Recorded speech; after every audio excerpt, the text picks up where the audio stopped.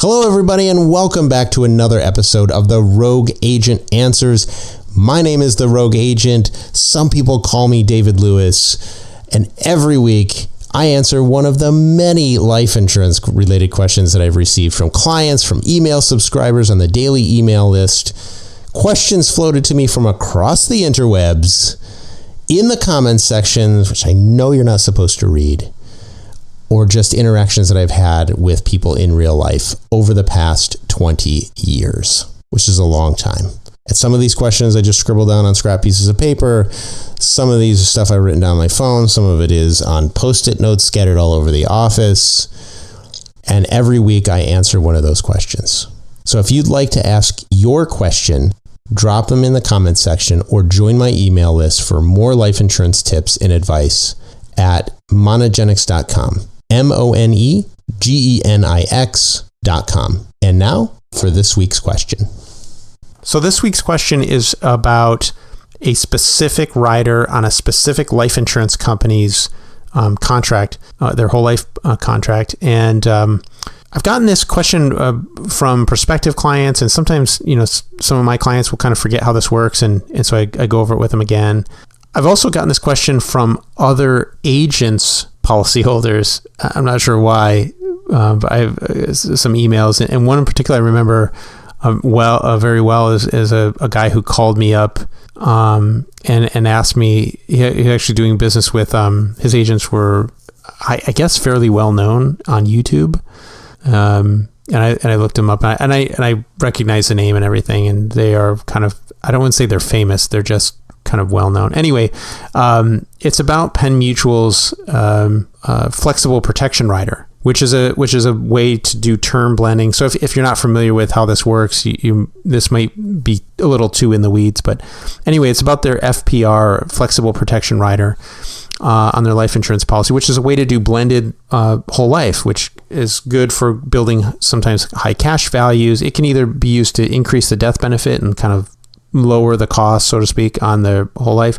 or the way that Penn Mutual uses it mostly is to help increase cash surrender values and build a higher cash values on their whole life products. So most life insurance companies have something that's similar, but not exactly the way that Penn Mutual's works. Is unique in the industry. So even if you don't have a Penn Mutual policy, you can still get something out of it. But it's, like I said, Penn Mutual's works a little differently than most other carriers. So the question is, on my illustration, it says I have something called FPR. What is that and how does it work? So FPR stands for Flexible Protection Rider, and it's a special term rider with Penn Mutual.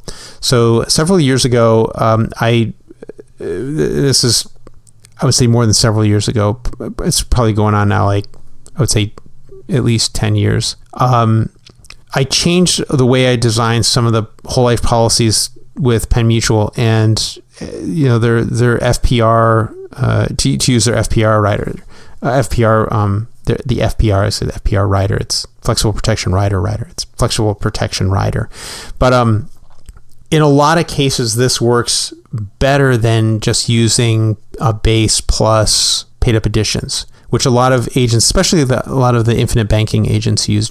They would just use base and paid up additions rider. But Penn Mutual's FPR works in a really, really interesting way. So the FPR allows, in certain cases, policyholders to grow their cash values faster than they otherwise would be able to. So it can also have potentially some unintended negative consequences if it's misused. So, which is why I didn't always used to use it in the past. More and more, I'm finding that Penn Mutual's kind of tweaked that rider, and it works a lot better than it has in past iterations. So basically, the rider is a combination of decreasing term insurance and increasing paid up additions. So it's technically a 1-year annual renewable term rider mated to a paid up additions function or paid up additions rider. It's not a separate rider. It's all combined into one thing.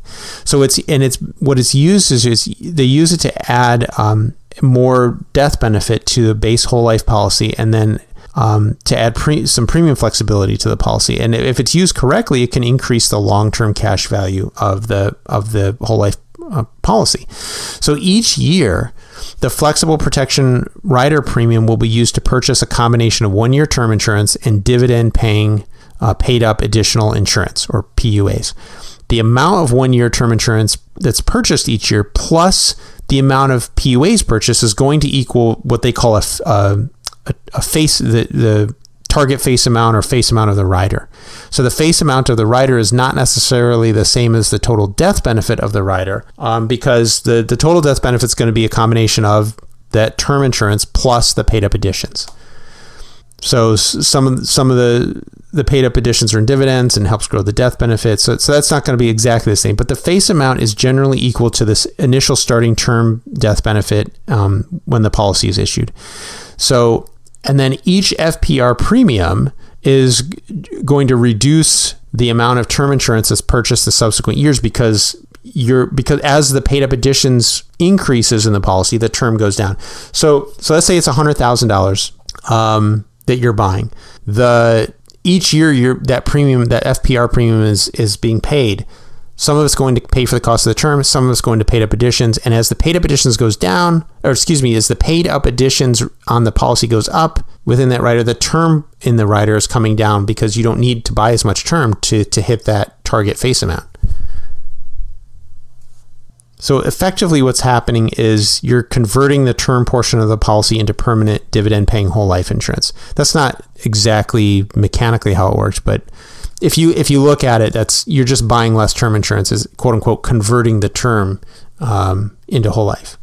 So the reason you have to be careful with this rider is because the insurance company is not going to guarantee the term rider costs. And this is, I think, what critics, especially the infinite banking guys, they don't like. A lot of them, not all of them, but a lot of them don't like the term blending, and they don't, because they say that the term portion is not guaranteed and so on and so on. If the more and it's there in a sense, there's a grain of truth to that. So if the mortality experience is higher than expected or investment returns are lower than expected, then the company can raise the cost of the term insurance on that FPR.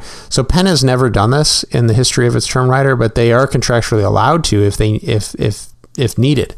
And depending on the death benefit and how much is blended and so forth, and the premium being paid, sometimes that FPR is not going to be enough. That the FPR premium, it's not going to be enough to cover the cost of the term insurance, right? Under certain scenarios, and depending on the term rider that you have, depending on the paid up additions rider that you have on the policy, may not be able to do anything about that. And so Penn Mutual has basically two different paid up additions riders that can be stacked on top of that FPR.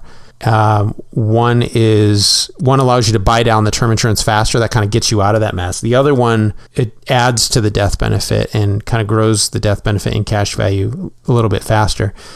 And if you choose that one, then if your your